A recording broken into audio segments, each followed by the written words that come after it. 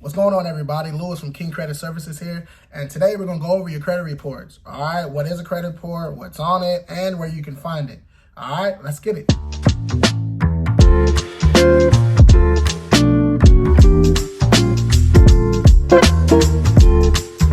Remember back in high school when you used to get a report card that shows how well you're doing in the class?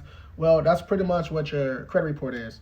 It's like, I like to call it your adult report card because it's an accumulation of your financial decisions as an adult. Your credit report is used by credit lenders, mortgage lenders, insurance companies, and now even employers like to determine if they're going to hire you or if the lenders are going to work with you or if they shouldn't.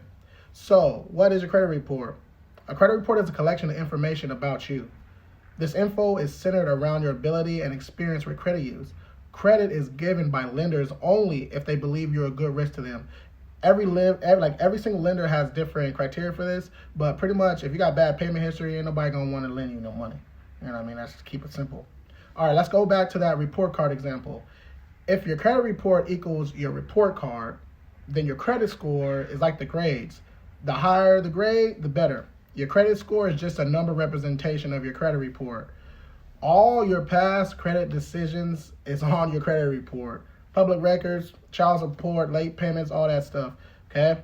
Your credit report is broken up into categories: payment history, utilization, age, credit mix, and new credit.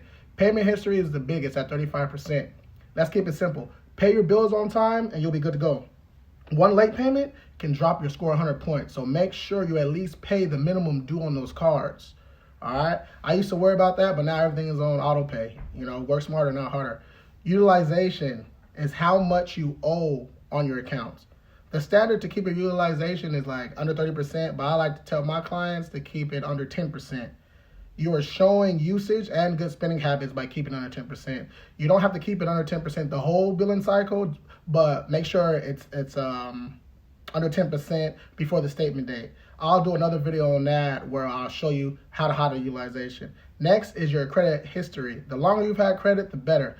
Most people are new to credit, so our parents didn't know that adding their child as an authorized user would build history and start them off with a good score when they turn 18. To get your average age, you just add up all the years you've had credit and divide it by the number of accounts. So for example, if you had a credit card for 5 years and another one for 1 year, that would be 6 years total of credit history, right? And then you divide it by the accounts. That's 2 accounts. So 6 divided by 2 would be 3. That example, that person would have 3 years of average credit history.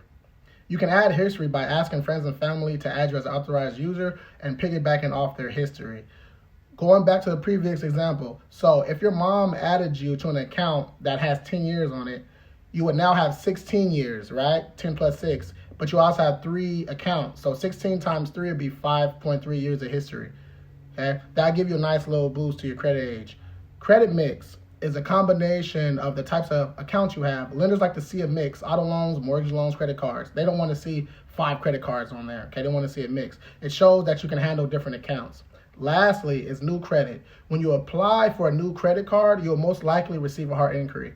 A hard inquiry is just when someone checks your report. Okay, it drops your score down a little bit, but it'll recover over a few months. There's also soft inquiries, but they don't hurt your score, so you really don't even need to talk about that. Now that we went over what a credit report is, let me show y'all where to find it. Let's go. All right, let's get it. So to get these credit reports, all you're gonna do is type in annualcreditreport.com. You're giving out weekly free credit reports so you can stay on top of everything. So right there. All you're doing is click this red tab, request your credit reports. Fill in the info. Make sure you know your social security number and all that stuff. And then they'll give you your free credit reports. Next, this is what I use. I use Identity IQ. They're better for like identity theft and stuff like that. I give you alerts. I almost get too many alerts sometimes. All you're gonna do is start membership, different pricing plans. I got the Secure Max. I don't want anyone messing with my stuff. They give you a credit report every 30 days also. It's the same. These are all pretty much the same. You type in your info, confirm your identity right there, and then you purchase your plan. Okay, there's a whole bunch of different plans. Like the free one, you get one credit report like every year or something like that. The next tiers, let's see if I can even Let's see if we can go to pricing. Here we go. Boom. You know, they give you a discount if you pay annually. Secure Pro. It tells you right here, monthly credit reports, biannually. So that's 2 a year.